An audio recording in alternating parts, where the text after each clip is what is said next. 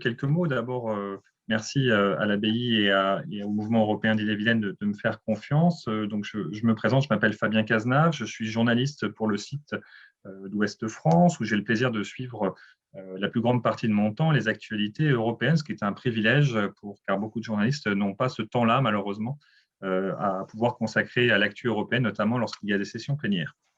Ce soir, nous allons avoir une conférence débat organisée en deux parties. Tout d'abord, je vais avoir le plaisir d'avoir un échange avec l'eurodéputé Sandro Gozzi sur la question de l'état de droit en Europe. Sandro Gozzi, bonsoir. Je fais un test micro pour vérifier que tout fonctionne bien. Bonsoir. C'est bon, on vous entend, c'est parfait. Ensuite, nous aurons une seconde partie qui consistera dans le fait que je vais citer vos questions que vous aurez écrites dans l'espace discussion. Alors, l'espace discussion, c'est quand vous bougez votre souris, là, il y a un petit espace plus et dedans, vous avez la possibilité d'afficher un panneau qui s'appelle discussion. Vous cliquez dessus et là, vous verrez que nous avons déjà pas mal de personnes qui ont dit bonjour. Nous avons des bonjours des Yvelines, des Alpes-Maritimes, Monsieur Gozzi. Donc, ce n'est pas que la Bretagne qui vous écoute ce soir. Nous avons des questions donc nous avons des gens des Alpes-Maritimes, de Nîmes, du Calvados également, nos amis normands. Donc voilà, ce soir, posez vos questions dans cet espace-là et moi, je tenterai de les relayer et je vais essayer d'en prendre le maximum. Donc, Monsieur Gozzi, je vous demanderai de bien vouloir accepter le fait que par moment, je vais me permettre de vous couper la parole pour vous demander une précision, par exemple, issue des questions qui seront posées par les personnes présentes ce soir dans l'espace discussion. Une dernière recommandation, je vais demander à toutes les personnes qui assistent à cette conférence de bien vouloir couper leur micro et de supprimer leur caméra. Vous n'allez pas perdre la caméra que vous voyez là maintenant, mais cela permettra deux choses. Premièrement, nous n'aurons pas de bruit parasite et nous ne tournerons pas quand vous recevrez un coup de fil, par exemple, ou quand il y aura une mobilette qui va passer derrière vous, comme nous avons entendu tout à l'heure. Et puis, deuxièmement, ça permettra d'avoir un meilleur flux vidéo et donc une meilleure qualité pour vous afin de suivre mieux les propos de M. Sandro Gozzi. Alors, sur le thème de notre soirée, M. Gozzi, je vais juste faire une rapide présentation et je vous donne la parole tout de suite après en vous posant une question. Sachez que les rapports et les débats s'accumulent au Parlement européen où officie M. Gozzi. La situation sur l'état de droit dans deux pays de l'Union européenne, alors la Pologne et la Hongrie. Roselyne Lefrançois a cité la Bulgarie en plus, mais peut-être qu'on pourrait citer la Tchéquie également, ou peut-être la Slovénie, malheureusement. Cette situation s'aggrave et inquiète, au point de bloquer certaines réformes au Conseil européen et de créer des tensions régulièrement avec la Commission européenne. Alors, pour résumer ce qui se passe en Hongrie et en Pologne, en Hongrie, vous avez Viktor Orbán, le Premier ministre hongrois, qui est en place depuis bientôt 11 ans, est accusé d'avoir mis en place des réformes constitutionnelles et judiciaires qui vont à l'encontre des règles de séparation des pouvoirs dans les démocraties. Une démarche qu'il assume totalement, puisque lui, il a théorisé le principe de démocratie illibérale. Monsieur Gozzi, vous nous direz tout à l'heure si c'est possible d'être une démocratie illibérale dans l'Union européenne. Et puis, il fut également racheté au fur et à mesure les médias indépendants par des proches.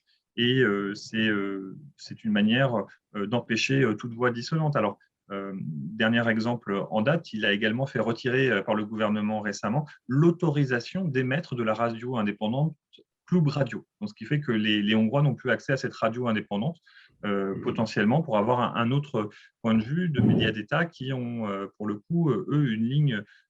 Souvent, on dit en France que les médias publics sont aux ordres du pouvoir. Alors là, vous n'imaginez même pas ce que c'est en Hongrie. En Pologne, le PiS, donc c'est un acronyme pour PIS, pour le parti Droit et Justice, qui est mené par Jarosław Kaczyński, a mis en place notamment une réforme de la Cour suprême pour y placer des juges qui lui sont favorables et valideront ainsi toutes ses lois. Il tente également d'imposer une vision de l'histoire du pays.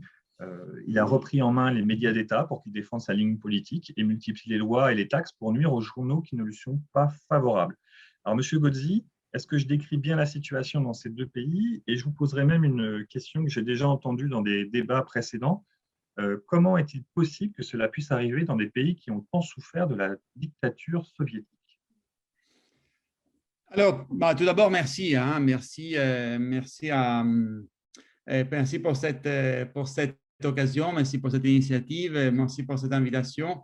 Et ça m'a fait un grand plaisir de pouvoir m'exprimer sur un thème fondamentales, comme l'état de droit en Europe, thème pour lequel je me suis, chère Roselyne, battue depuis longtemps.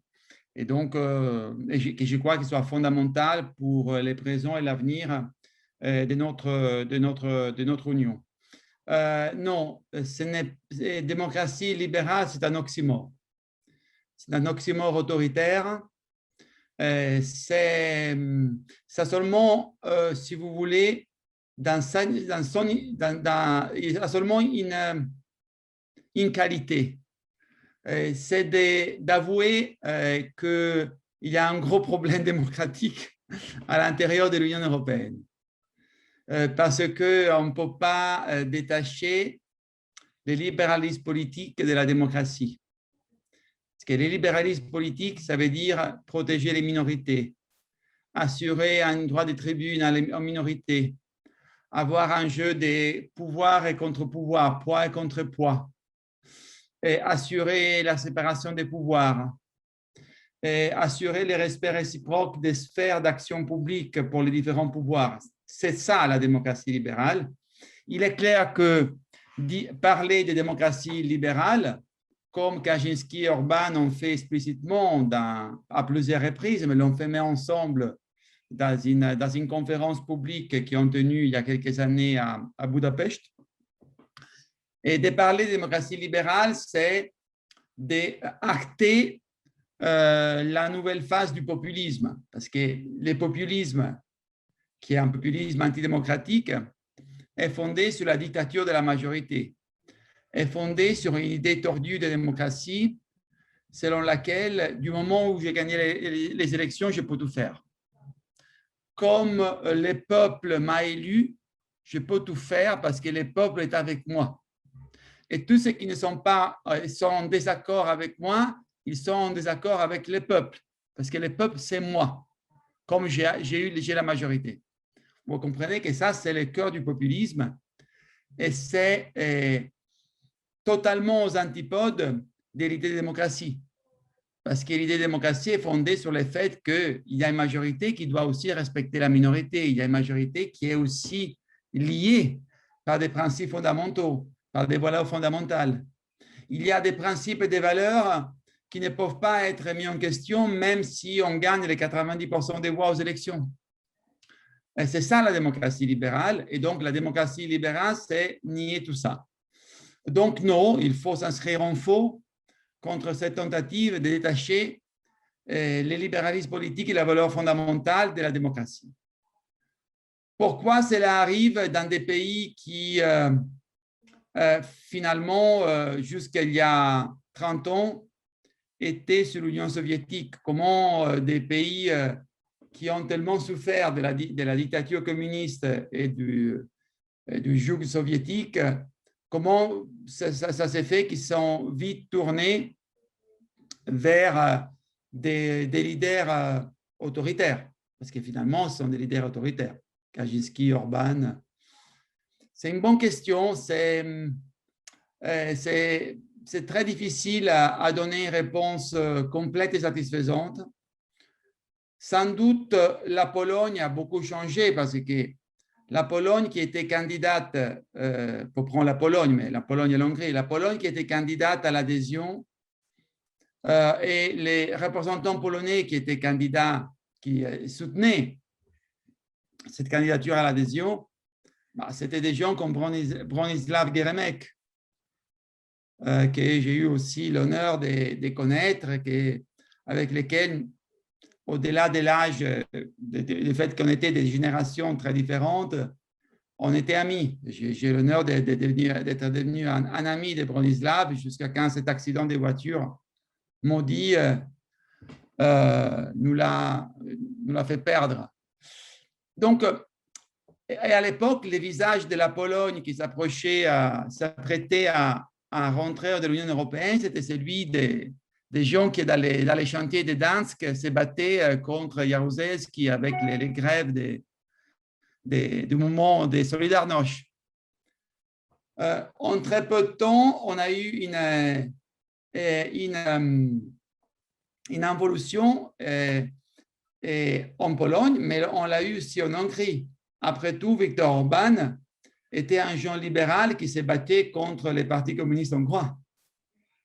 C'est quelqu'un qui, à l'époque, avait été accompagné, aidé, assisté par Soros et par les Open Society de Soros, qui aujourd'hui est vu comme les diables par Orbán en Hongrie. Qu'est-ce qui s'est passé? C'est passé peut-être le fait qu'on n'a pas,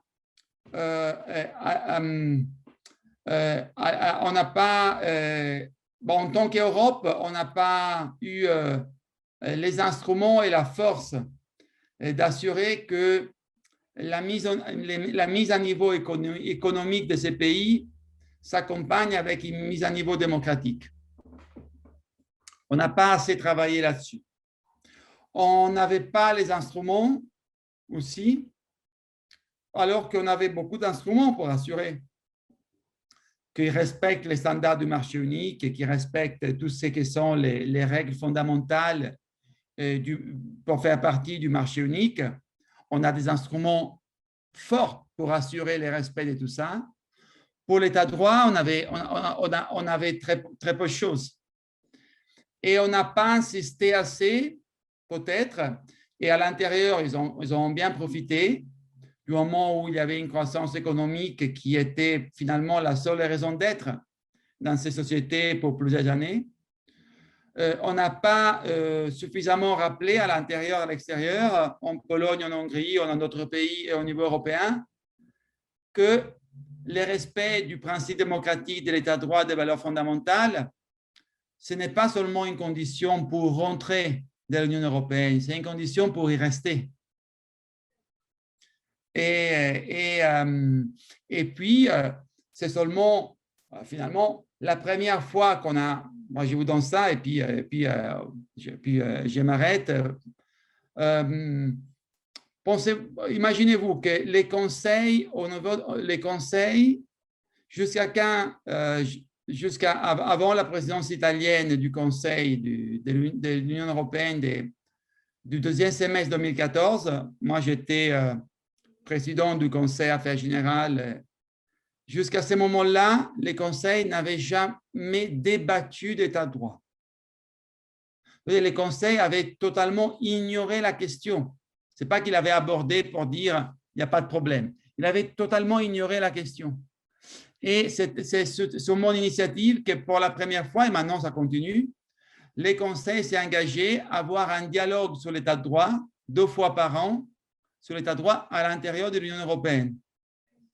Donc, vous voyez, les temps, pas pourquoi, parce que d'un côté, l'Union européenne n'avait pas les instruments, il n'avait pas la volonté de travailler pour l'état de droit à son intérieur.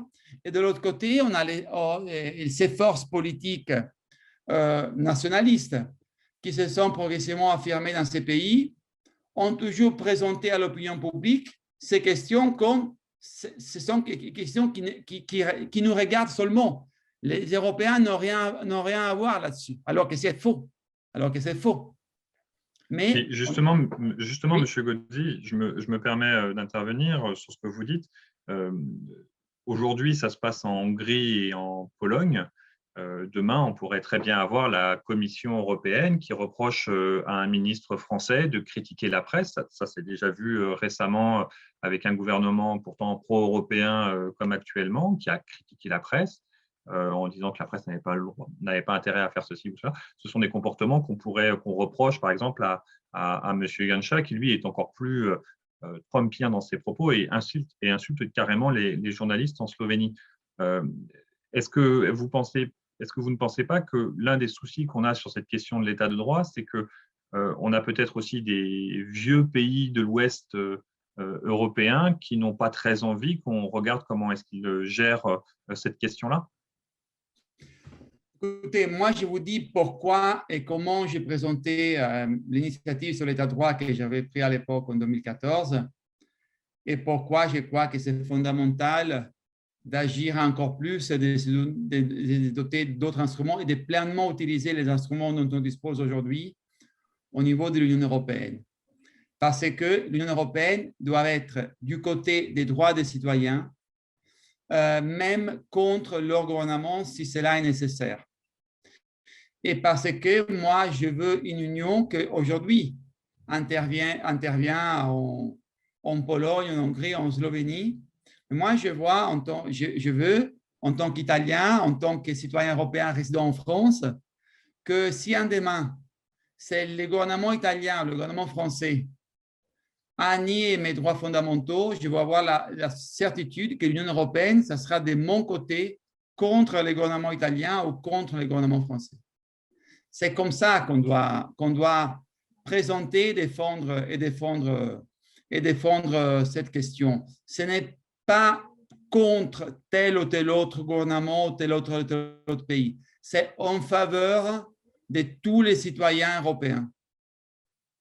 Alors justement, je me permets de rebondir tout de suite sur une question qui nous est posée dans l'espace de discussion. Donc, je vous invite vraiment toutes et tous à poser vos questions directement dans cet espace discussion.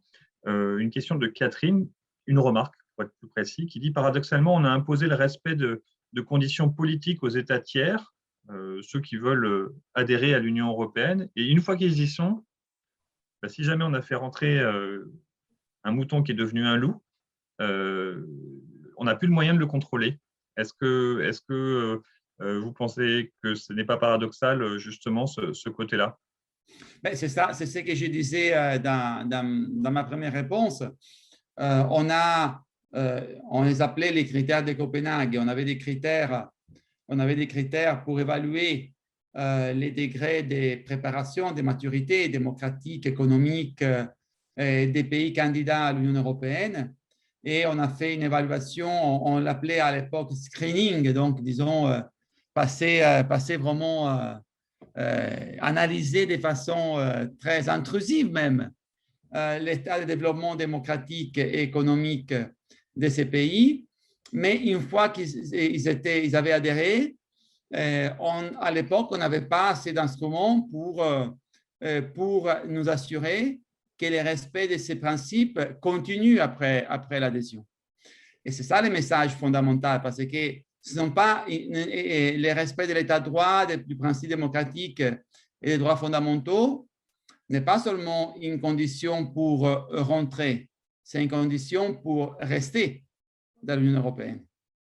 Et depuis l'époque, on a commencé à se doter des premiers instruments en sachant que c'est très difficile parce qu'il y a une résistance très forte de certains gouvernements à donner la possibilité à l'Union européenne d'évaluer, de prévenir, d'évaluer et de sanctionner des violations éventuelles de l'état de droit et des droits fondamentaux. On a maintenant certains instruments. On s'est donné un instrument nouveau avec les traités de Lisbonne, donc à partir de 2010, on dispose d'un système d'évaluation de l'état de droit qui peut amener en principe même à la suspension des droits de vote d'un pays membre de l'Union européenne si on fait les constats qu'il y a des violations graves et répétées de l'état de droit à l'intérieur de ces pays. Alors, je précise que l'article 7 des traités européens dont vous parlez est surnommé l'arme nucléaire parce que priver un État de son droit de vote au sein du Conseil, c'est le priver de la possibilité de s'exprimer librement et de se voir imposer au final des normes qu'il n'aura pas désirées ou avec lesquelles il n'est pas en accord. Chose dont on n'a pas l'habitude au niveau européen. Et je précise dernière chose que le Parlement européen a été celui qui a déclenché la procédure de l'article 7 contre la Hongrie de Viktor Orban lors d'un vote lors de la précédente législature. Après, j'ai envie de vous dire, M. Gozzi, quand on regarde un peu dans le détail, c'est mon rôle en tant que journaliste, je m'aperçois que, en vrai, c'est une procédure qui est très longue. Il n'y a pas de possibilité de sanctionner d'un coup, même avec l'article 7. Il y a tout un système de discussion, de navette très respectueux entre la Commission, le Conseil et l'État membre qui fait problème. Mais même si demain, les États membres avaient décidé vraiment de sanctionner Viktor Orban, ça ne pourrait pas se faire tout de suite. Tout à fait. Alors, ces monitorages de l'état de droit a le mérite d'exister et son existence a le mérite de nous indiquer que c'est faux ce que les nationalistes affirment en France comme en Pologne, en Hongrie comme en Italie, et quand ils disent la question de l'état de droit, de la démocratie, ce n'est pas une question qui est des compétences de l'Union européenne. Avec l'existence de cet article sur le monitorage de l'état de droit, on a affirmé clairement dans les traités, et même les Polonais et les Hongrois l'ont ratifié pour faire entrer en vigueur les traités de Lisbonne. Tout le monde doit être d'accord et tous les parlements doivent ratifier. Donc, à Varsovie et Budapest aussi, on a acté que l'Union européenne, il est du devoir, du droit et des devoirs de l'Union européenne de vérifier, de prévenir et de sanctionner des violations de l'état de droit. Donc, ça, c'est la partie importante de cet article. Après, cet article est le fruit d'un compromis, et d'un compromis qui rend déjà assez difficile de constater les risques, la menace des violations graves de l'état de droit. Parce qu'on peut les constater avec une majorité qu'on appelle super qualifiée. Il faut 4/5 des membres du Conseil européen pour constater qu'il y a les risques, graves risques de violation de l'état de droit dans un pays. Et déjà, ça, on n'y est jamais arrivé à faire les constats, comme vous les rappelez vous-même. On n'a jamais arrivé à faire les constats au Conseil européen de ça. Mais après, si on fait les constats, on recommande à un pays disons, de corriger, d'éliminer les mesures qui constituent potentiellement des violations de l'état de droit. Et si ces pays se refusent, pour sanctionner ces pays, il faut l'unanimité. Donc, il faut que tous les pays membres, sauf évidemment les pays sous procédure, les pays concernés, soient d'accord pour imposer des sanctions. Qu'est-ce qui s'est passé maintenant, jusqu'à maintenant? C'est que Pologne et Hongrie se sont protégés l'un l'autre. Et donc, comme il faut l'unanimité des pays qui n'est pas sous procédure, il y a eu toujours l'Hongrie à soutenir la Pologne et la Pologne à soutenir la Hongrie. Donc, il est clair que tout d'abord, il faut simplifier cette procédure. Il faut la revoir, il faut la simplifier. Mais en même temps, on peut et on a pris d'autres initiatives. On a tout d'abord, et c'est un travail que j'ai fait moi-même dans mon groupe politique, on a prouvé, il y a un document qui s'appelle « Conditionnalité intelligente état de droit ». On a prouvé que déjà aujourd'hui, on peut utiliser l'arme budgétaire pour sanctionner de façon différente des pays qui violent l'état de droit. Donc, au lieu d'entamer cette procédure qui, comme vous le rappelez vous-même, elle est lourde et elle s'expose à cet aléa, disons, des vétos, finalement, on peut utiliser les budgets et on peut tout simplement, à la lumière d'un principe très simple pour moi, qu'on ne peut pas être pro-européen quand on doit recevoir milliards d'euros de fonds européens et puis nous découvrir nationalistes quand il s'agit de respecter les droits de la presse, les droits des minorités ou la liberté d'enseignement universitaire. Donc, il faut agir sur les budgets. Et ce qu'on a obtenu avec les programmes de relance européens, ce qu'on appelle les Next Generation EU, on a réussi, sous la poussée du Parlement, à obtenir un nouveau règlement qui, justement, crée une nouvelle conditionnalité liée à l'état de droit et qui donne la possibilité de suspendre les fonds européens affectés à un pays si on démontre que la violation de l'état de droit a un impact négatif sur les budgets de l'Union européenne, sur les intérêts financiers de l'Union européenne. C'est déjà un pas en avant important parce qu'on a finalement réussi à introduire un nouveau principe, qu'on peut protéger l'état de droit avec les budgets de l'Union européenne. Quel est le problème aujourd'hui? C'est que, évidemment, la Pologne et la Hongrie ont fait recours devant la Cour de justice en disant que ce règlement est illégal.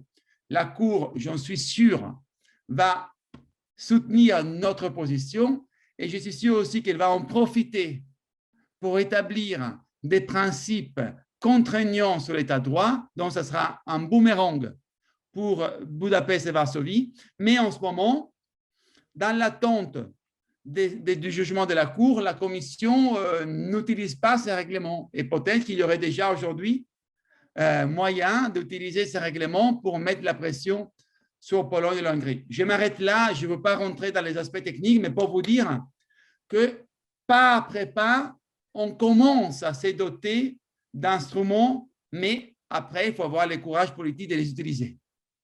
Alors, la Commission commence à avoir ce courage politique puisqu'elle a déjà annoncé que des mairies polonaises qui s'étaient déclarées zone LGBT-free, c'est-à-dire zone sans aux homosexuels, en gros, hein, c'est ça que ça veut dire, ne recevraient pas de fonds européens. Alors, je me permets de vous donner quelques réactions qui apparaissent sur le panneau de discussion. On a Jean-Jacques qui dit que justement, pour réagir à ce que vous disiez, la nécessité de l'unanimité moins létalisée pour décider des sanctions contre un État membre est une aberration et une négation de la démocratie. Il ne faut pas compter sur la Hongrie pour voter des sanctions contre la Pologne et vice-versa, donc ça va dans votre sens. J'ai une réaction également de Viviane et une question d'Agnès qui se recoupe un peu, donc je vais me permettre de vous les poser en même temps. Viviane dit, mais en coupant les fonds du budget, on punit également les citoyens. Est-ce normal et surtout bon à long terme? Et il y a Agnès qui demande également, y a-t-il des Hongrois ou des Polonais qui ont interpellé l'Europe sur cette question de l'état de droit? Donc, vous voyez, j'ai envie comment est-ce qu'on fait pour soutenir les gens, pas parce qu'ils sont opposants politiques et qui seraient de votre bord politique à vous, mais qui sont sur la question des droits fondamentaux, même s'ils ne sont pas de votre bord. Comment est-ce qu'on fait pour les soutenir? Et comment est-ce qu'on fait pour pas faire en sorte que finalement, ça soit le citoyen européen qui va dire l'Europe, elle nous empêche de nous développer, elle nous empêche de construire nos autoroutes et de soutenir nos entreprises. Je vais voter surtout contre l'Europe maintenant. Est-ce qu'il n'y a pas un risque? Exactement ma proposition, celle que j'ai faite au groupe Renew, et c'est exactement l'objet des documents dont je veux parler. C'est pour cela que je l'appelais une conditionnalité intelligente. Parce que moi, je suis convaincu, et je l'ai dit et je l'ai prouvé dans ces documents, que déjà aujourd'hui, la Commission a les moyens pour sanctionner les gouvernements, sanctionner les administrations sous contrôle du gouvernement, sans nécessairement sanctionner les citoyens. Tout d'abord, vous l'avez rappelé, la Commission a nié l'accès à certains programmes européens pour les municipalités polonaises qui ont déclaré que les homosexuels, les personnes LGBTIQ n'ont pas des droits de citoyenneté dans leur commune. Il est clair qu'il fallait. Et la Commission l'a fait en utilisant les instruments dont elle dispose, exactement en appliquant la méthode pour laquelle je me bats. À savoir, déjà aujourd'hui, dans la gestion des programmes, la Commission peut tout d'abord suspendre certains programmes pour violation de l'état de droit, mais elle peut aussi dire, souvent on gère les fonds de façon indirecte, à savoir il y a un contrôle de la part de la Commission, mais finalement les fonds européens, à travers cette administration indirecte, gestion indirecte, sont gérés par les ministères nationaux ou par les régions. Dans des cas des violations de l'état de droit, il faudrait reprendre la gestion directe de la part de la Commission européenne. Il faudrait empêcher aux administrations, aux gouvernements qui violent l'état de droit de gérer les fonds et il faudrait les administrer directement. Ceci aurait un double avantage. Un, ça serait une sanction contre les gouvernements et pas une sanction contre les citoyens. Deux, ça empêcherait ces gouvernements d'aider les oligarques, comme ils souvent font avec les fonds européens, d'aider leur soutien politique au lieu d'aider les citoyens qui ont droit avec leurs fonds. Donc, déjà aujourd'hui, en travaillant sur la gestion des fonds de la part de la Commission européenne, on peut éviter au moins en partie exactement les risques dont la personne qui nous a posé la question nous parlait, à savoir éviter que les citoyens soient sanctionnés deux fois. Une fois parce qu'ils se trouvent avec un gouvernement non démocratique, autoritaire et libéral, et une deuxième fois parce qu'ils auraient droit à des fonds européens, et à cause de ce gouvernement, ces fonds européens n'arrivent pas. Donc, on peut, dans des périodes limitées, dans des périodes de crise, utiliser de façon intelligente la gestion des fonds pour sanctionner les administrations sans sanctionner les citoyens. Alors, on vous remercie de votre réponse que Viviane trouve très claire. J'ai également une question, une remarque de Silas, alors j'espère que je prononce bien votre prénom, qui dit que parfois c'est aussi la politique européenne qui est source des problèmes, qui est source aussi d'une volonté d'une partie des citoyens de voter pour ces régimes-là. Et il ou elle cite notamment la question de la politique migratoire, que Silas juge désastreuse. Ça, je vous laisse répondre politiquement à ça. Mais en tous les cas, au moment où il y a eu la crise migratoire avec l'arrivée de nombreux réfugiés suite au conflit en Syrie et en Irak notamment, le fait que l'Europe ait eu une réponse désorganisée, ça a renforcé ces régimes-là.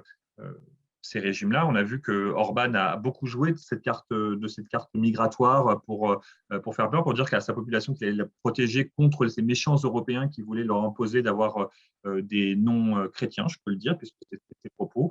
On a vu également en Pologne qu'il y avait un petit peu cette tentation de dire quand c'est pas blanc et chrétien, ça nous intéresse moins. Il faut dire qu'en Pologne, ils avaient beaucoup accueilli également d'Ukrainiens pendant à peu près cette même période. Voilà. Est-ce que vous ne pensez pas que sur l'état de droit, ces régimes autoritaires aussi profitent de ces questions-là grâce aussi à un positionnement un peu flou de l'Union européenne? Oui, alors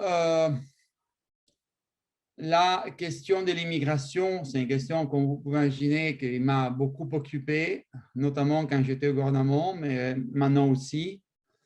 Notamment la Méditerranée est devenue un cimetière à cause de l'égoïsme de trop d'Européens, pas nécessairement de l'Europe, parce qu'il y a des divisions entre Européens, et vous l'avez rappelé. Il y a des Européens qui ont joué la solidarité, il y a d'autres Européens qui ont joué l'égoïsme et la fermeture. On sait parfaitement ce qu'il faut faire pour reprendre les contrôles sur la politique migratoire au niveau européen. On le sait parfaitement. Si vous voulez, je vous les rappelle. Il faut tout d'abord, évidemment, réformer, changer les règles existantes sur les droits d'asile et l'immigration irrégulière, des règles qui mettent toute la charge en cas de crise migratoire sur les pays des premières arrivées. Donc, évidemment, il expose énormément les pays des frontières et il met les pays qui ont des frontières maritimes dans une position absolument impossible. Parce que, vous savez, une chose, c'est gérer une frontière terrestre, une chose, c'est gérer une frontière maritime. Quand tu gères une frontière maritime, il y a des centaines de femmes, d'enfants, d'hommes qui sont sur des bateaux de fortune et qui risquent de se noyer avant tout en tant qu'être humain. Et après, pour respecter les droits internationaux maritimes, mais avant tout en tant que femmes et hommes, tels que nous sommes, on a le droit de sauver ces personnes. Quel est le problème? Le problème, c'est que du moment où on les sauve, du moment où ces personnes mettent leurs pieds sur un bateau, italien ou grec ou maltais, et du moment où ils sont débarqués en Italie ou à Malte, les règles européennes imposent à l'Italie et à Malte de gérer toute la procédure et de se faire charge de toutes ces personnes. Pour Malte, c'est totalement impossible. Ils ont déjà des pourcentages par rapport à leur population 2, 3, 4 fois supérieurs à la France ou à l'Allemagne d'accueil. Et pour l'Italie, c'est très difficile. Donc, qu'est-ce qu'il faut faire? Du moment où on dit que la Méditerranée, par exemple, c'est une frontière commune de l'Union européenne, ce n'est pas une frontière italienne, espagnole, française, et grecque, chypriote ou maltaise. C'est une frontière commune de l'Union européenne. Du moment où on gère les frontières, on reprend les contrôles sur les frontières, on les gère, il faut aussi gérer ensemble les demandeurs d'asile potentiels. Donc, il faudrait pouvoir assurer qu'il y ait une redistribution entre tous les États membres des demandeurs d'asile potentiels qui arrivent, débarquent sur Malte, sur l'Italie. Première chose. Secondo, il faut travailler ensemble pour rapatrier ceux qui n'ont pas le droit, après qu'on les a sauvés. Parce qu'avant de savoir si quelqu'un a droit à l'asile ou pas, il faut les sauver. Si tu laisses mourir dans la mer, tu ne sauras jamais.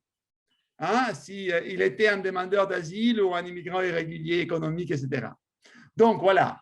Après, il faut ensemble rapatrier ceux qui n'ont pas le droit à rester dans l'Union européenne. Et pour cela, je sais que c'est un débat difficile, mais il faut mieux utiliser les budgets européens pour la coopération et le développement et donner des encouragements aux pays d'origine qui doivent coopérer beaucoup plus pour gérer les réadmissions, les rapatriements de leurs citoyens qui n'ont pas le droit de rester dans l'Union européenne. Deuxième aspect. Les troisième aspect, c'est dans l'immédiat, comme tout ceci demande des négociations très longues, la Commission a proposé un nouveau pacte pour l'asile et l'immigration, mais ça traîne au Conseil la négociation. Il faut travailler sur la base de ce qui a marché. Et ce qui a marché, c'était un accord qu'on a fait à Malte. La France y avait travaillé énormément en septembre 2019. Un accord entre les pays de bonne volonté, pays qui sont base volontaire, et travailler ensemble pour sauver les vies en mer et automatiquement redistribuer entre eux les demandeurs d'asile potentiels. Et il faut reprendre ces accords pour plusieurs semaines avaient bien marché. Il faut considérer que quand on sauve 100 personnes et on les laisse à Lampedusa, à Malte, pour Lampedusa, à Malte, 100 personnes, c'est un problème qui s'ajoute aux 4 000, 5 000, 6 000 personnes qui sont déjà là. Quand on doit distribuer entre 7, 8 et 10 pays, 100 personnes, 90 personnes, ça fait 8 demandeurs d'asile par pays. Et quand c'est un pays qui est l'Allemagne, qui a 90 millions d'habitants, la France ou l'Espagne, c'est un problème inexistant. Ces accords ont bien marché. Il faudrait les reprendre, mais il faudrait les reprendre en engageant pleinement la Commission européenne et en mettant pleinement les budgets européens à la disposition de ça. Donc, dans l'immédiat, on a la solution. C'est pour cela que je disais, c'est une question sans doute très difficile du point de vue politique, mais si on a le courage, on sait déjà ce qu'il faut faire. Il faut avoir la volonté politique pour le faire.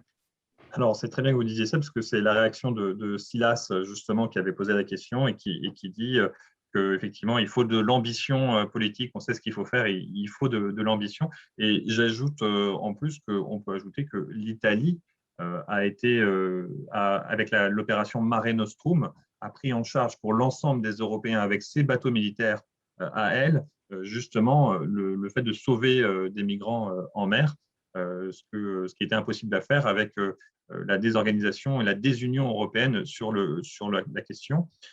J'ai une autre question sur un autre aspect. Alors, je ne reprends pas la question de Rania parce que vous y avez répondu tout à l'heure sur les sanctions économiques et comme un moyen de remédier au décalage sur la question de l'état de droit. Je vais prendre la question de François qui dit est-ce que par rapport à, vous savez, à notre point de départ, où je vous avais posé la question, mais comment ça se fait que ces pays qui ont connu la dictature soviétique puissent aujourd'hui se satisfaire d'un pouvoir autoritaire? François dit, est-ce que les réformes économiques ultralibérales qui ont été menées dans les années 2000 n'ont pas contribué à alimenter un vote populiste des laissés-pour-compte des réformes et qui ont été attirés par les promesses plus égalitaires des dirigeants autoritaires? C'est quand même un vote populaire qui les a amenés au pouvoir. Et je rajoute au propos de François qu'on sait que le PiS en Pologne, l'une de ses grandes actions a été de remettre la retraite à 60 ans, ce que les autres gouvernements en Europe ne font pas. Voilà, donc vous voyez, est-ce que finalement, on ne paye pas aussi des politiques qui ont un peu oublié la solidarité? Peut-être. De toute façon, à l'époque de l'austérité, on a sans doute aidé les mouvements populistes et néo-nationalistes. C'est pour cela, et je le dis en France, je sais que ça choque un peu, mais l'Allemagne de Merkel et Wolfgang Schäuble porte une responsabilité énorme là-dessus. Je sais que Wolfgang Schäuble est très apprécié en France, un peu moins en Italie ailleurs, mais il a fait des erreurs politiques énormes. Et vous savez, l'économie est une science sociale, n'est pas une théologie. Et par contre, l'économie a été gérée par les Allemands pendant la crise, notamment la crise financière, première financière grecque, comme une théologie. Et la théologie a donné lieu à des disons, sécessions, scissions dogmatiques dont ont profité les néofascistes des Fratelli d'Italia en Italie, la Lega de Matteo Salvini, Vox, des mouvements populistes d'extrême gauche comme Podemos, Syriza, et des mouvements social-nationalistes, comme par exemple les PiS en Pologne. Sans doute, ceci pour une partie de la réponse. Après, il faut dire que dans d'autres pays, on a suivi un agenda ultralibéral. Orban, c'est ce qu'il a fait. Donc, est-ce que la réponse est seulement celle-ci? Je n'en suis pas sûr. Sans doute, le fait d'avoir négligé les inégalités sociales croissantes, c'est un des points sur lesquels il faut travailler maintenant. La lutte contre les inégalités sociales en Europe, ça doit être un des thèmes fondamentaux, thèmes démocratiques fondamentaux maintenant, sur lesquels il faut travailler au niveau national et au niveau européen. Après, je crois qu'aussi, on a été un peu trop optimiste sur les bienfaits de la croissance économique. Parce qu'on pensait que finalement, avec la croissance économique qui a été considérable, formidable, dans plusieurs parties de la Hongrie ou de la Pologne, on pensait que ceci allait de pair avec une adhésion croissante aux valeurs démocratiques et aux valeurs de l'Union européenne, alors qu'on a vu le contraire. On a vu le contraire parce qu'on a sous-évalué que dans la perception de ces opinions publiques, il y avait disons, après avoir été tellement sous l'Union soviétique, on s'est laissé influencer par les discours des néo-nationalistes, disant oui, mais jusqu'à hier, notre souveraineté était niée par les soviétiques, on ne va pas maintenant partager notre souveraineté qui vient d'être regagnée avec l'Union européenne. Vous savez bien que ça, c'est de la démagogie pure. Et moi, je me souviens quand, pendant l'élargissement, dans mon expérience au cabinet du président Prodi, on travaillait avec les pays candidats. Il y avait des gens aussi à l'époque qui critiquaient l'Union européenne. Et je me souviens que dans cette université à Vilnius, en Lituanie, des jeunes nationalistes disaient, mais vous venez ici à nous parler de l'Union européenne. Jusqu'à il y a quelques années, on était sous l'Union soviétique. Moi, je ne veux pas de cette nouvelle Union qui nie à nous, Lituaniens, les droits à notre identité et à notre souveraineté. Et ma réponse à ces étudiants fut aidez-moi à rappeler à quel moment, à quelle date vous aviez voté pour adhérer à l'Union soviétique.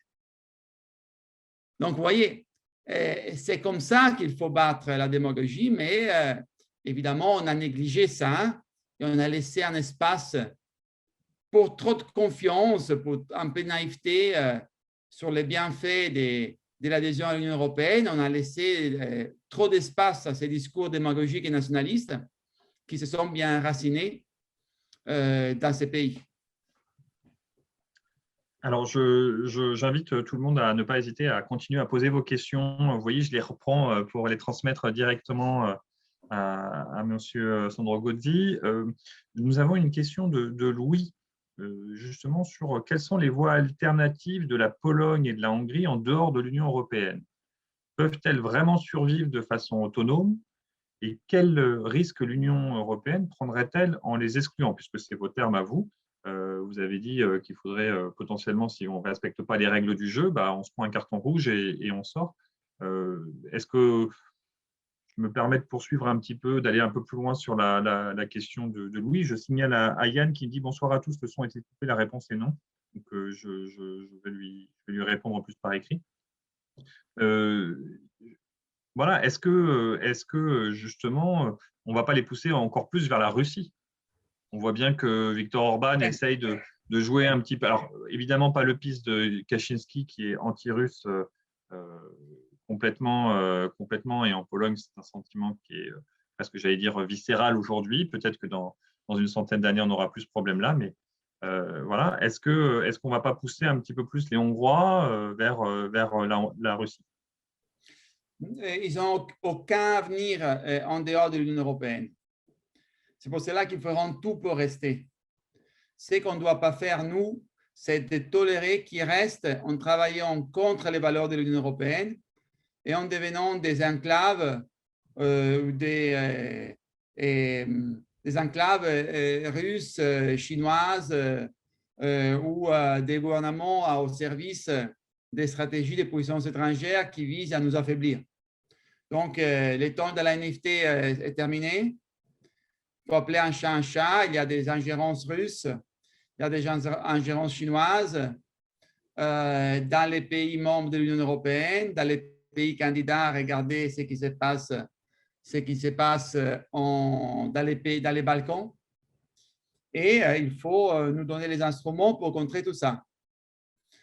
Donc, il faut être beaucoup plus dur et exigeant avec ces pays quand évidemment, ils travaillent contre l'Union européenne avec des pays et des puissances qui ont tout intérêt à nous affaiblir. Mais sans doute ne pourront rien faire en dehors de l'Union européenne. Mais il faut faire en sorte qu'ils ne fassent pas de dégâts du moment où ils choisissent de rester à l'intérieur de l'Union européenne. Il faut qu'on soit beaucoup plus exigeant et efficace dans nous assurer que sans doute il y a des avantages, il y a des droits à être membre de l'Union européenne, mais il y a aussi des obligations et des devoirs. Et il faut nous donner les instruments pour assurer que ces obligations et ces devoirs soient respectés, sans avoir peur de même décider d'approfondir notre intégration entre groupes de peuples et de pays qui ont la même vision. Et c'est ça qu'on doit faire. C'est un moment de grands changements, c'est un moment que j'appelle darwinien de l'Europe et du monde. Le monde darwinien, c'est des moments dans lesquels ce n'est pas les plus forts qui gagnent, mais c'est celui qui montre la meilleure capacité d'adaptation à ces transformations, et nous devons les faire aussi au niveau européen. Ce sont des thèmes qu'on doit discuter dans cette conférence sur l'avenir de l'Europe, qui donne la possibilité par ailleurs à tous les citoyens, à tous ceux qui nous écoutent, de faire entendre leur voix, de partager leurs idées, de poser leurs questions dans cette plateforme sur l'avenir de l'Union européenne qui est accessible à vous toutes et tous.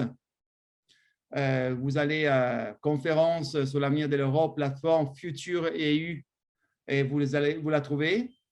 Et dans ces contextes, il y aura, voilà, il y a des citoyens qui seront extraits avec tirés au sort et vont participer. Ce seront des centaines de citoyens européens de tous les pays européens qui vont participer à la conférence, qui vont faire partie des groupes de travail, qui vont faire partie de la plénière dans laquelle les citoyens tirés au sort avec les représentants des citoyens, à savoir nous, parlementaires européens et parlementaires nationaux, vont débattre sur comment transformer l'Union européenne et ces questions des valeurs fondamentales, de respect, de ne pas tolérer l'intolérable, à savoir la violation des valeurs fondamentales à l'intérieur de notre Union. Ce sont toutes des questions sur lesquelles on doit débattre et on doit avancer ensemble. Alors, il est vrai qu'on ne peut pas reprocher à l'Union européenne de ne pas nous écouter et de ne pas en même temps prendre la perche qui nous est lancée justement en participant. J'avais une question pour poursuivre un petit peu sur l'interrogation de Louis. Quand on parle d'état de droit, si je faisais une comparaison footballistique, je dirais que l'état de droit, ce sont les règles du football. C'est le terrain, voilà. À la limite, on peut même mettre un carton jaune, voire un carton rouge. Mais comment est-ce qu'on fait pour aider ceux qui, dans l'équipe adverse, veulent vraiment jouer comme il faut, ne pas tricher? c'est-à-dire, sous-entendu, les démocrates de ces pays-là. Comment est-ce qu'on fait pour aider, par exemple, je prends l'exemple de la Gazeta Wyborcza, qui est un média polonais très important, historique, ami d'Ouest France. Il se trouve que les dirigeants de la Gazeta Wyborcza nous ont expliqué que l'un des problèmes qu'ils avaient là-bas, c'est que du jour au lendemain, le pouvoir a décidé de les interdire de faire, par exemple, les petites annonces publiques, les annonces faites pour les entreprises, par exemple, ce qui est une perte sèche en termes d'argent énorme, énorme. Ils ne reçoivent pas plus d'argent de la part de l'Union européenne pour autant, la Gazeta, la Wyborcza. Et deuxième question sur cette question-là, est-ce qu'on peut vraiment aider les opposants? Parce que si on commence à aider des opposants sur les questions des droits fondamentaux, où est-ce que se situe la limite? Aujourd'hui, on aidera par exemple la Wyborcza pour qu'elle puisse continuer à être un journal indépendant, mais demain, est-ce qu'on n'aidera pas un journal qui sera plus marqué à gauche ou à droite? Voilà, donc je vous pose la question, c'est comment est-ce qu'on peut aider les opposants et doit-on les aider? Voilà. Tout d'abord, on revient à ce qu'on disait, il faut avoir la force et le courage politique d'utiliser tous les instruments dont on dispose pour assurer que les règles du jeu soient véritablement respectées. Et donc, la procédure sur l'état de droit, mais aussi les procédures d'infraction. Les procédures d'infraction, ce sont des pouvoirs dont la Commission dispose pour prévenir et sanctionner la violation de certaines règles et principes européens, beaucoup plus efficaces que la procédure d'état de droit. Et souvent, il y a des cas dans lesquels ces procédures d'infraction qui peuvent arriver à sanctionner au niveau financier un État membre qui est coupable de violer des principes et des règles européens, souvent ces procédures peuvent être déclenchées parce que finalement, la violation de la liberté de presse, de la liberté d'enseignement peuvent être, disons, aussi des violations de l'indépendance de la Banque centrale, de l'indépendance de la magistrature, peuvent être aussi, disons, provoquer la violation de certaines règles, règlements, directives européennes. Et donc là aussi, il faut pousser au maximum la possibilité d'utiliser ces procédures. Par exemple, la Hongrie voulait nier l'indépendance de la Banque centrale hongroise, je crois que c'était en 2012. Ça, c'était une violation claire des règles européennes sur la dépendance des banques centrales. Et le fait que la Commission avait entamé une procédure d'infraction à l'encontre de la Hongrie a poussé la Hongrie à retirer cette loi. Je vous donne cet exemple pour dire que ça, c'est déjà une autre façon qui ne peut pas être utilisée toujours, mais là où il y a une violation des règles, disons, des lois européennes, elle peut être aussi utilisée. Et puis, il faut mettre la question de l'état de droit et, disons, du respect des règles au centre de nos priorités politiques. Commission, leader au Conseil européen, Parlement européen, il faut que cette question devienne de plus en plus centrale. Et il faut aussi qu'elle devienne centrale dans les débats publics. Et c'est pour cela, c'est comme ça qu'on peut assurer que les règles du jeu soient véritablement respectées. Alors, j'ai une demande de précision de Villars et de Emmanuel qui disent, vous dites s'ils choisissent de rester, mais les autres Européens peuvent-ils les exclure puisqu'ils ne respectent pas les règles? Non, il n'y a pas la possibilité. Il n'y a pas la possibilité d'exclure complètement un État membre. Il y a la possibilité de les sanctionner. Il y a la possibilité de suspendre les droits de vote. Il faut se poser la question, je dirais, dans cette conférence sur l'avenir de l'Europe, si on ne devrait pas penser aussi à la possibilité d'exclure complètement un État membre dans les cas de grosses violations, dans les cas s'il devenait une dictature. Qu'est-ce qu'on ferait? Qu'est-ce qu'on fait? On garde une dictature. L'Europe a toujours nié à des régimes autoritaires et dictatures de faire partie de son club. D'ailleurs, la Grèce a pu adhérer après que la dictature des colonels était terminée. L'Espagne et le Portugal ont commencé à négocier leur adhésion à l'Union européenne à la fin du régime de Salazar et de Franco et du moment où le Portugal et l'Espagne sont devenus des démocraties. Donc, comme ça, c'est clair, il faut se poser la question si on doit aussi avoir un instrument pour exclure un État qui, par exemple, à l'avenir devient une dictature. Je préfère travailler sur des instruments qui préviennent cela. Mais sans doute, c'est une question qu'on doit nous poser, je crois, dans ces débats ouverts et citoyens sur l'avenir de l'Europe. Pourtant, j'ai envie de vous dire, on a vu avec le Brexit que ce n'est pas facile de se séparer, vu comment on est interpénétré. Ah, bah ça, c'est très difficile, mais là, c'est le choix du peuple britannique. Hein. Dans l'époque des interdépendances, ils ont l'illusion de pouvoir se séparer. Ils commencent déjà à payer un prix lourd et ils vont payer un prix de plus en plus lourd. Mais là aussi, respecter la démocratie, ça veut dire aussi respecter des référendums qui sont totalement fous, mais dans lesquels la majorité a dit clairement ce qu'il faut faire. Alors, ça tombe très bien que vous parliez de référendum, Sandro Gozzi, puisque nous avons une question de Célène, mais je tiens à souligner que vous êtes l'une des rares personnalités politiques avec qui je débat, qui cite en permanence d'autres pays que le sien.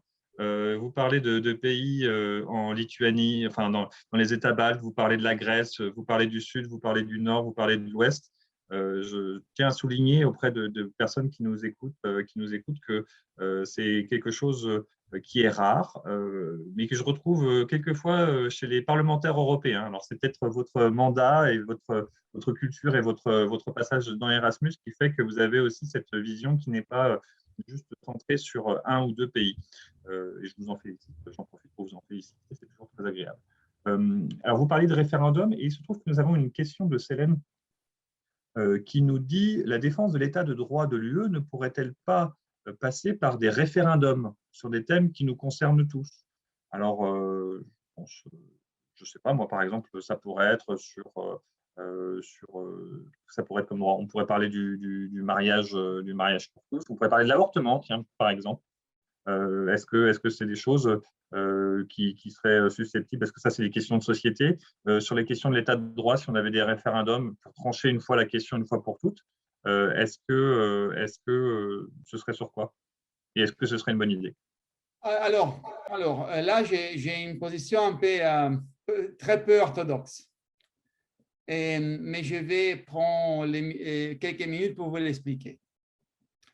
Peu orthodoxe et surtout pas très populaire en France. Moi, je ne suis pas sûr que les référendums soient les meilleurs instruments pour véritablement évaluer et bien comprendre un traité européen, un traité international. Et je crois que souvent, les référendums ne répondent pas à la question posée, mais à la personne qui la pose. Et on répond à la question pas en s'interrogeant sur le fond de cette question, mais à la lumière sous la poussée des humeurs, des problèmes et de ces moments dans un certain pays. Donc, je trouve que c'est un instrument très dangereux à utiliser parce qu'on n'arrive jamais à débattre de l'objet du référendum. Et d'ailleurs, c'est peut-être pour cela que les référendums en général sont interdits en Allemagne, peut-être c'est excessif. En Italie, c'est interdit d'organiser des référendums sur des traités internationaux européens. On a des référendums, mais pas sur les traités. Donc, une situation très différente par rapport à celle française. Voilà, premier point. Deuxième point, est-ce que par contre, si on fait un référendum au niveau national, qu'est-ce qu'on doit faire? On doit respecter forcément les résultats de ces référendums. Il ne faut pas les répéter jusqu'à quand les citoyens ne donnent pas la réponse qu'on souhaite. Je crois que ça aussi, ce n'est pas populaire. Je crois que d'avoir répété les référendums en Irlande, d'avoir répété les référendums au Danemark, en France, de ne pas avoir expliqué assez que le traité de Lisbonne, c'était aussi une réponse au non français de 2005. Parce que finalement, une des raisons du non français en 2005, c'était on ne peut pas sortir de l'Union européenne. Eh ben, c'était à la lumière de ces débats que dans le traité de Lisbonne, on a mis cet article 50 qui a été utilisé par les Brexit, par les Britanniques, qui nous permet aujourd'hui de sortir de l'Union européenne, d'avoir explicité ça.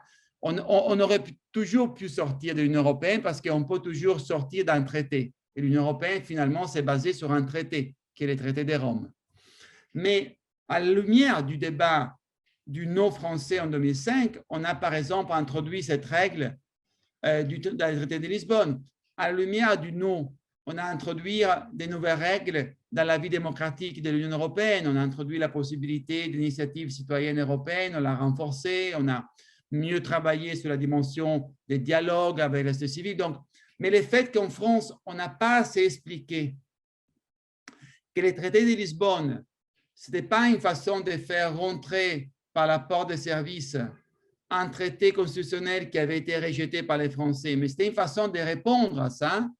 Ça nous a coûté très cher. Moi, en campagne électorale, comme vous savez, je suis élu en France, et dans la campagne électorale que j'ai faite en 2019, quand j'allais dans les marchés, je me souviens encore d'un dimanche matin, dans un marché avec des gens qui m'ont dit « mais on ne veut plus de vous, on ne veut plus de votre Europe » parce qu'on avait déjà dit non une fois et vous ne nous avez pas écoutés. Moi, je dis, bah, attendez, moi, c'est la première fois que je suis candidat en France. Ma liste n'existait pas avant. De quoi parlez-vous? Oui, oui, oui. On a dit non au traité en 2005 et vous avez approuvé le traité de Lisbonne. Évidemment, il y a de la démagogie. Évidemment, c'était les fruits d'une démagogie. Mais vous comprenez que quand on fait un référendum, après, il faut les respecter. Et si on donne des réponses suite à ces noms, il faut bien expliquer la raison pour laquelle on prend des mesures, on donne des réponses. On a fait la même chose en 2016. 2016, les Britanniques ont décidé de sortir, et ça aussi, ce n'est pas très populaire. Roselyne rappelait mon livre La cible, j'ai un chapitre dédié à ça. On a dans les cercles européens certains leaders européens, certains parlementaires à Westminster, après la décision des Britanniques de quitter l'Union européenne, ont tout fait pour empêcher les Royaumes-Unis de quitter l'Union européenne, ont tout fait, tout fait. Et les correspondants européens à Londres nous faisaient digérer des articles totalement anti-Boris Johnson, mais de façon caricaturale. C'est mauvais. Moi, j'étais du côté du Remain. La plupart de mes amis personnels et politiques ont fait campagne pour le Remain. Mais d'avoir tout fait à Westminster, à Bruxelles, à Berlin, pour ne pas faire des noms, pour empêcher de donner suite à la décision des Britanniques, qu'est-ce qu'il nous a amené? Il nous a amené à perdre du temps, nous a amené à une grande victoire de Nigel Farage, du Brexitaire, aux élections européennes de 2019, nous a amené à une victoire historique des conservateurs britanniques qui sont déplacés vers la droite, voire extrême droite anti-européenne, avec une victoire énorme de Boris Johnson. Parce que quand on utilise les référendums, il faut les respecter. Alors, dernier point de ma réponse, est-ce qu'on doit utiliser des référendums pour des grandes questions de société? Est-ce qu'on doit approuver les réformes d'avenir ou un nouveau traité de l'Union européenne par référendum?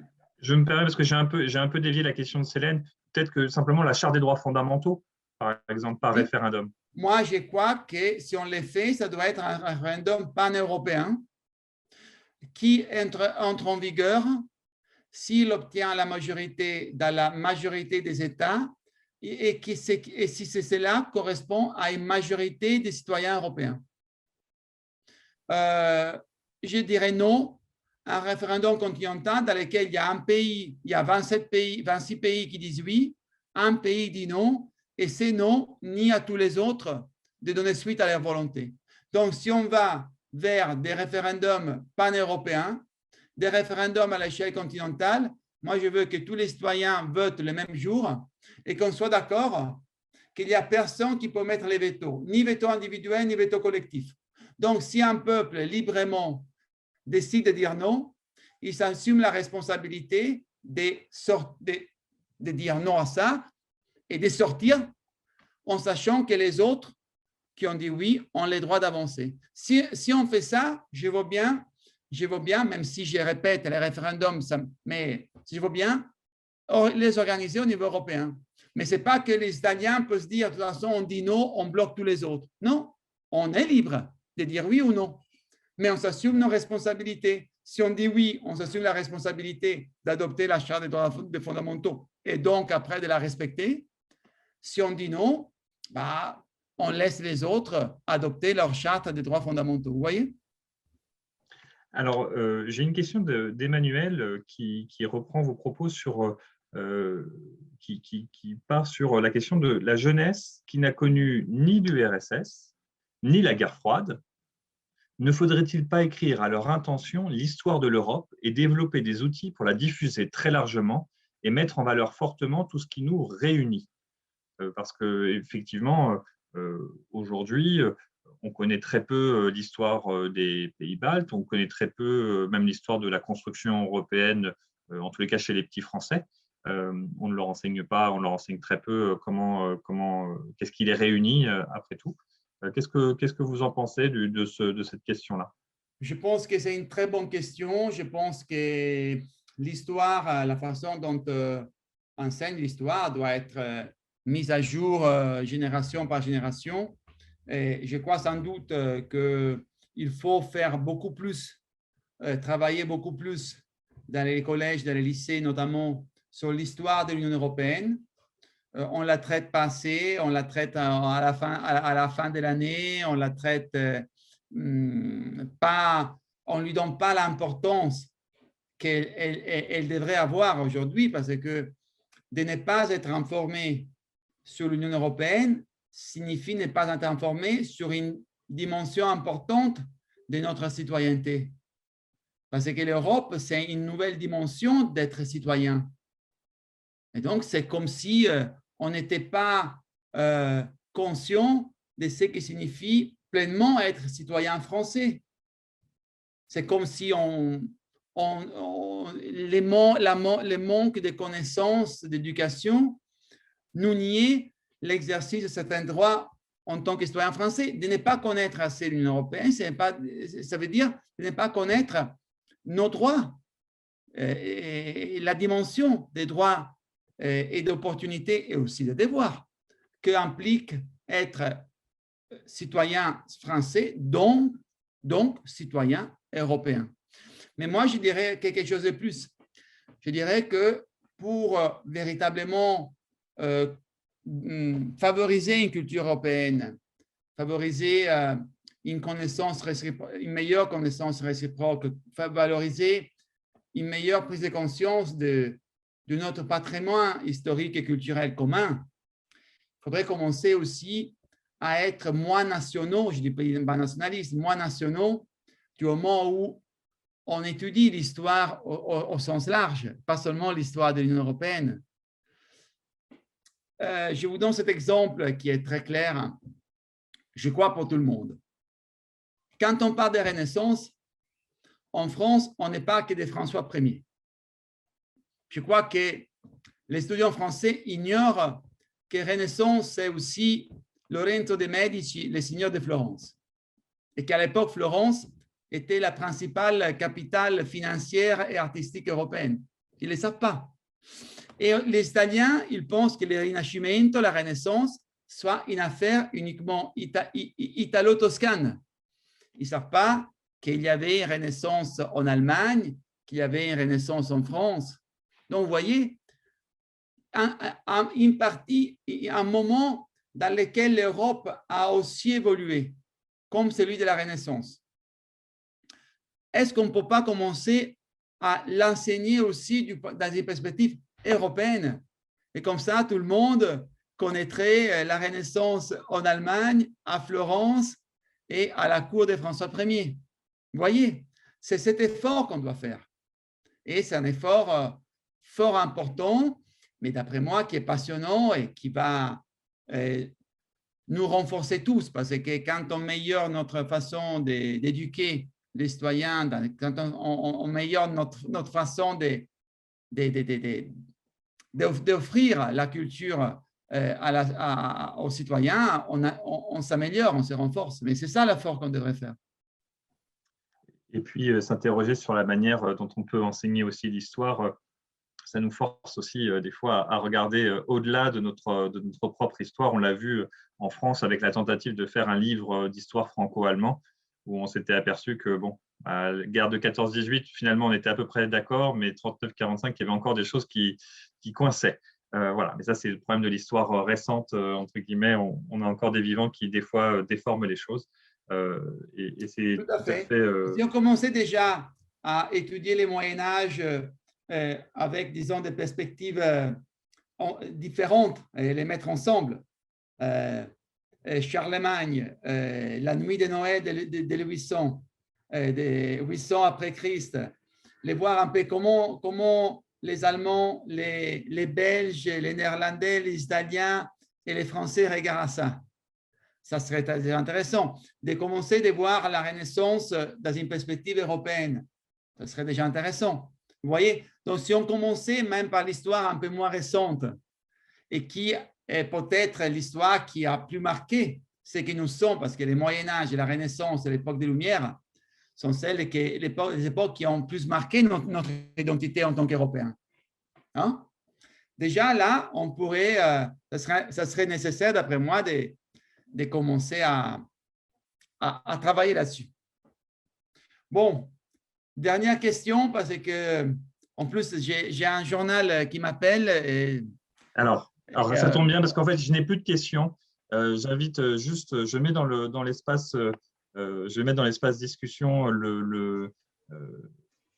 une vidéo, là, justement, vous parlez d'histoire, d'apprendre l'histoire. Bah, sachez que notamment sur YouTube, vous avez plein d'historiens en herbe qui parlent justement de l'histoire, par exemple de la Renaissance, ou comme je le mets dans un lien avec un YouTuber qui s'appelle Démystif et qui a fait une petite vidéo sur pourquoi le Luxembourg existe-t-il, voilà, et qui explique un petit peu justement la genèse. Et c'est une manière de découvrir aussi un peu nos voisins.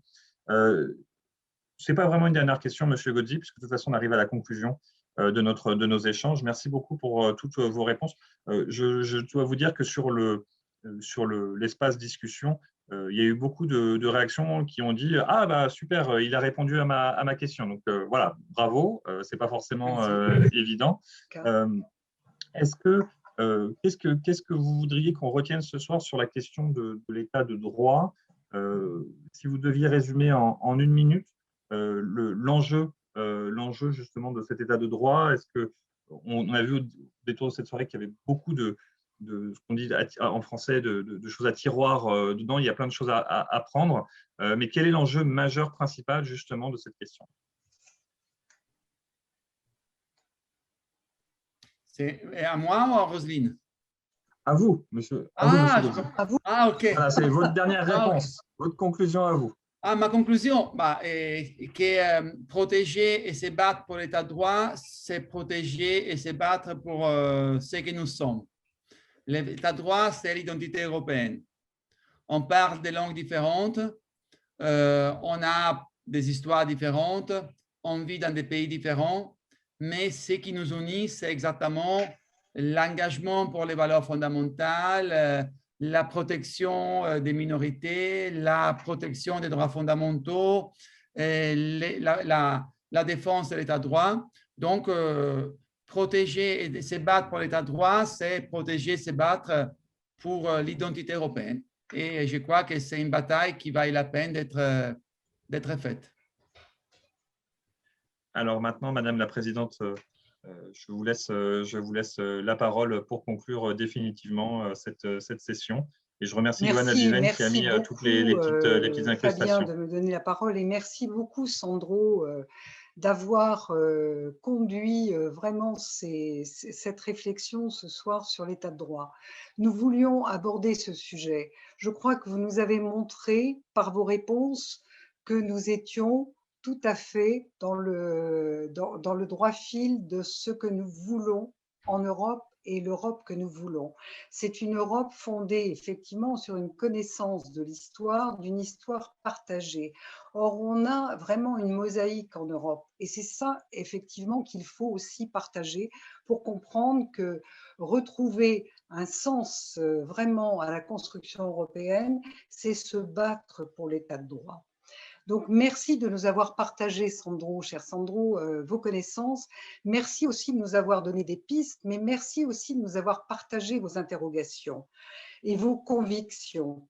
Suite au rapport de la Commission européenne de septembre 2020, une de vos collègues du Parlement européen, Gwendoline Delbos-Corfield, s'exprimait ainsi. Et ça rejoint exactement votre préoccupation. Il n'y a pas de baguette magique pour restaurer l'état de droit, mais il y a un certain nombre d'instruments complémentaires qui ne demandent qu'à être utilisés, tant par le Conseil que par la Commission. Il faut avoir un courage politique.